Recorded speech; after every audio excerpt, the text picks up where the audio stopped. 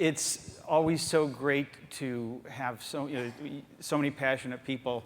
So many of you have been passionate about clean technology and about sustainability in all of its many forms. To combine that passion with somebody who I just think of as the entrepreneur's entrepreneur, the founder, CEO of Idea Lab, is just really brings a whole perspective of this that I'm very excited for you to hear. Please join me in welcome the CEO of Idea Lab and a startup within that called Edison, Bill Gross. Bill?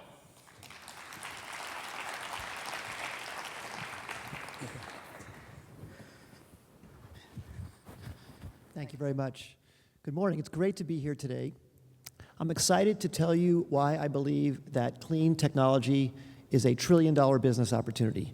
Now, I know I'm preaching a little bit to the choir with this audience because many of you already believe this, but I'd like to share with you my perspective and how I came to this conclusion. I came to it quite early. I started dreaming about clean technology when I was 15 years old. I grew up in the San Fernando Valley in Southern California, and it was right at the height of the energy crunch. It was 1973, and I don't know how many of you remember this, but you only could buy $5 of gasoline per day. It was rationed, and you only could buy gasoline on odd or even numbered days based on the last digits of your license plate. So there were lines down the street. I remember Ventura Boulevard in San Fernando Valley. There were lines down the street for people waiting to buy gasoline. And even at that early age, I began thinking, there's got to be another way. There's got to be some way that we can get ourselves off of fossil fuels so we're not so reliant on that for the lifestyle that we have. So I did what I could. In high school and 10th grade, I started a little company called Solar Devices. And I started making little kits and plans to make solar devices to concentrate sunlight and convert heat energy to mechanical energy. And I made plans that I sold in the back of Popular Science magazine for $4. And I sold 10,000 of those plans, which helped me pay for my way through college, actually. And it was my first taste, both at business, at entrepreneurship, but also in renewable energy. And when I graduated from college, the IBM PC came out. I started writing software, started a software company that I sold to Lotus, started an educational software company that I sold to Vivendi, and I really had the entrepreneurial bug.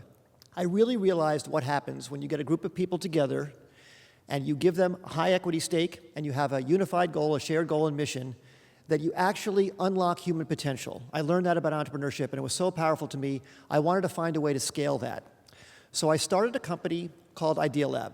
It was a technology incubator. This was 1996, and it was a very risky idea at that time. It was kind of poo-pooed at the time, but it was to try and get all the resources, all the shared resources under one roof to try and help companies succeed.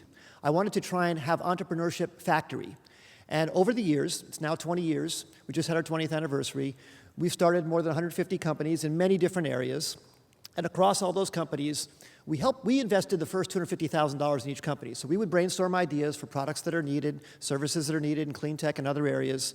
We would invest the first $250,000, and then we helped the companies raise additional outside capital. So across the years, we helped the companies raise more than $3.5 billion. Out of those 150 companies, 60 of them failed. So we learned a lot from those failures. But 90 of them have succeeded, and 45 of them went on to have successful IPOs and acquisitions. 7 of them went on to become more than $1 billion companies.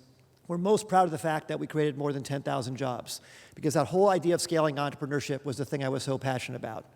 And what we focused on were big disruptive opportunities. So what's the biggest disruptive opportunity there is?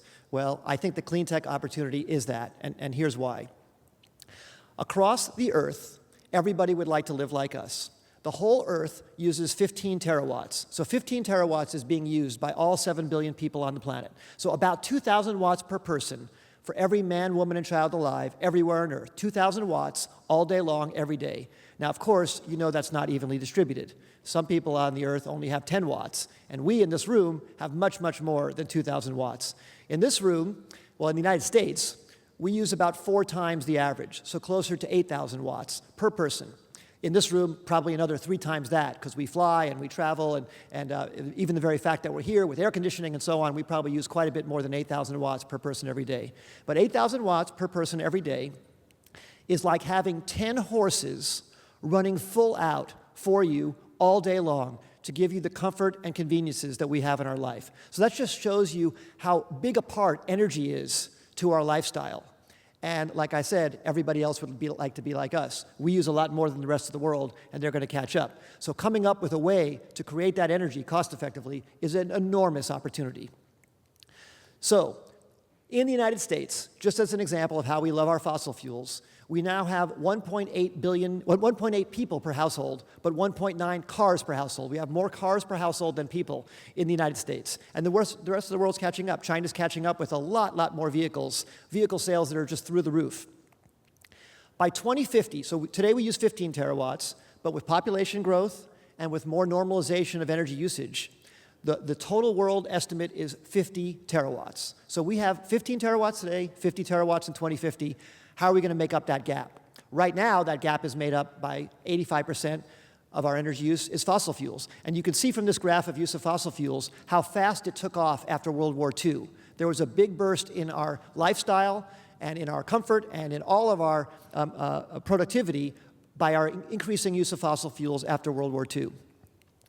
But what are we going to do about all the fossil fuel burning? Where are we going to put it? Well, right now we put it all in our atmosphere. This thin sliver of our atmosphere is the trash bin for all the fossil fuels we burn.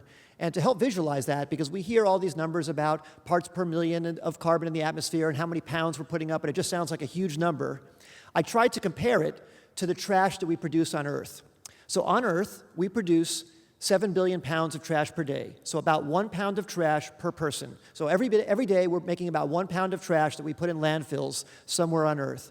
But in that same day, every person on Earth puts 31 pounds of CO2 into the atmosphere. So we're throwing 31 times as much stuff into the atmosphere as we're putting away into our landfills for every person on Earth every day. That's got to stop. We're going to fill up that space. That thin sliver can't continue to hold all of that.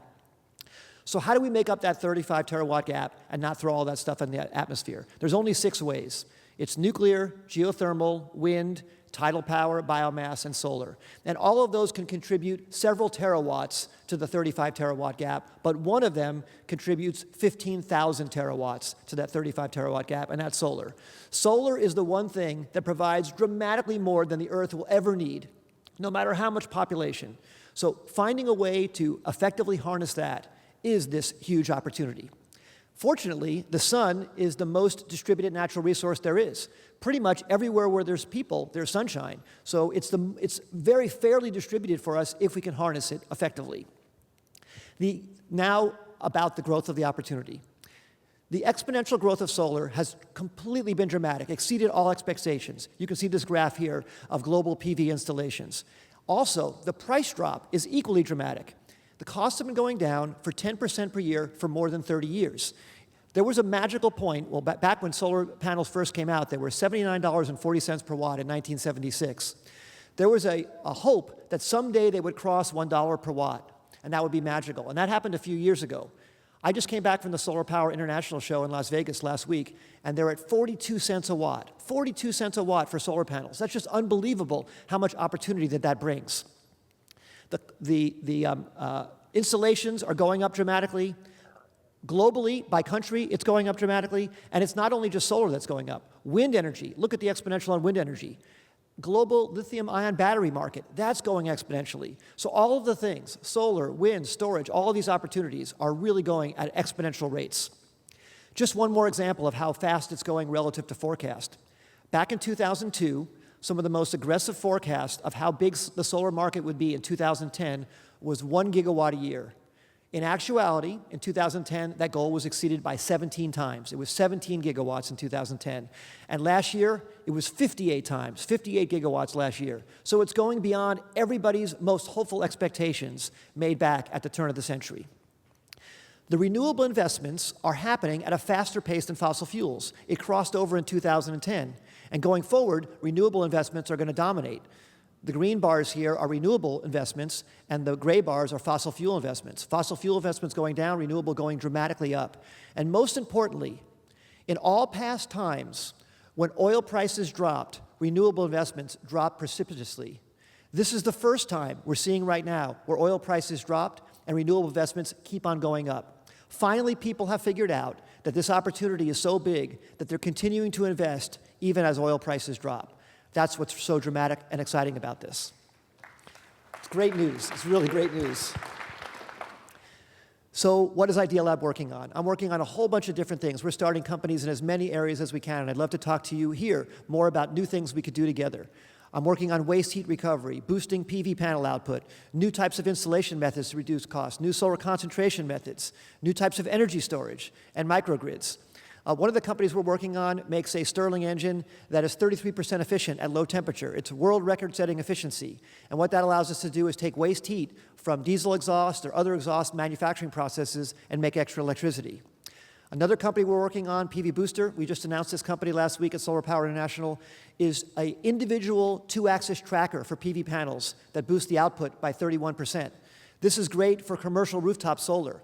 I learned this fact that I couldn't believe. There's 50 billion square feet of commercial rooftop in the United States, 50 billion square feet, and only 2% has solar on it right now. So there's 49 billion square feet of opportunity to do something like this to make solar more cost-effective right on top of our buildings. In addition, this can be used on carports to make solar more efficient on carports. And for carports, there's 100 billion square feet of parking lots in the United States alone. So by putting a two-axis tracker on a PV panel, you can effectively pay for the carport. Right now, carports are too expensive, but with this technology, you can make carports affordable. Another technology we're working on is something that I learned about from the Hawaii Verge conference. In Hawaii, where renewables have huge energy penetration, there's a problem at noon every day where there's sometimes too much energy. There's sometimes too much energy from PV, so there's a problem called curtailment, where you have to get rid of the excess energy. And some days in Hawaii, about 200 days a year, there's 140 megawatts of curtailed energy, renewable energy that has to be thrown away. We need energy storage so we can take that renewable energy and use it whenever we need it. So I'm working on a new solution because chemical batteries are way too expensive for bulk energy storage. Chemical batteries are fine for an electric vehicle, dense, single-use energy storage, but for bulk energy storage for the grid, batteries are still way too expensive. So we're working on a thermal battery that can store heat and then convert it back to electricity. We heat rocks to 500 degrees Celsius. We can then store energy 50 times cheaper than batteries. Here's a comparison of what batteries cost for energy storage and what this rock technology costs for energy storage. It's so dramatically cheaper. So we're working to roll this out in Hawaii to try and solve part of that curtailment problem, and then use that elsewhere in the world as renewables take bigger impact, bigger effect. And then finally, working on microgrids. One of the biggest problems with renewable energy is everybody wants their power 24/7, and you can't count on solar or wind to be available when you need it. So by concentrating solar, heating the rocks, and producing energy on a 24/7 basis, we can finally have completely dispatchable solar energy, another technology we're working on at Idea Lab. So these and many other things are just examples of some of the huge opportunities. For that last technology, we completed a full-scale demonstration in Pasadena, and we'll be rolling out a demonstration in Hawaii at the Nelha facility in Kona next. Finally, in summary, we will get to majority renewable energy this century. There'll be many different solutions to get there. Those are just some of the things that we're working on, but there's so many different things, including all the ones that are being shown here at the show. It's not just about saving the planet, it's also an enormous economic opportunity. And I personally believe that entrepreneurship is one of the best ways to mobilize great minds to tackle this problem. The opportunities in renewable energy are just staggering. I'd love to talk to all of you here about more ways we could work together to make this happen. We're looking for partners and distributors and investors and ideas to try and make more things happen to disrupt this space. Please feel free to contact me. My email address is bill@idealab.com. Thank you very much. You've been a great audience.